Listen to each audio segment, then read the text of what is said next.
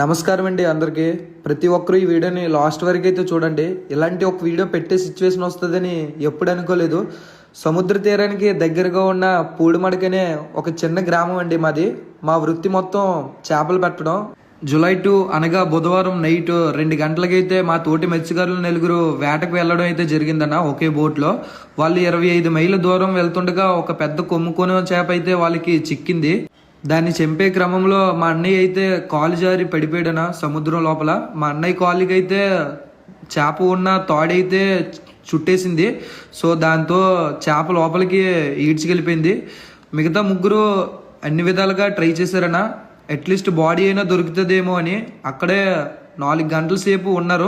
వాళ్ళు వెళ్లే పడవలో ఇంజిన్ కూడా లేకపోవడంతో వాళ్ళు ఇంకా ఒడ్డుకు వచ్చేసారు. వాళ్ళు ఈ సమాచారం మాకు అందించిన వెంటనే మేము మా నాయకులకి అయితే చెప్పామన్నా, కానీ ఇప్పటి వరకు ఎలాంటి రెస్పాన్స్ అయితే లేదు మాకు. దయచేసి ప్రతి ఒక్కరూ ఈ వీడియోని గవర్నమెంట్ చూసే వరకు షేర్ చేయండి అన్న. సోషల్ మీడియాలో ప్రతి చెత్త వీడియోని షేర్ చేస్తారు. మా ఫిషర్మెన్ కష్టాలు గుర్తించి ఈ వీడియోని షేర్ చేయండి అన్న.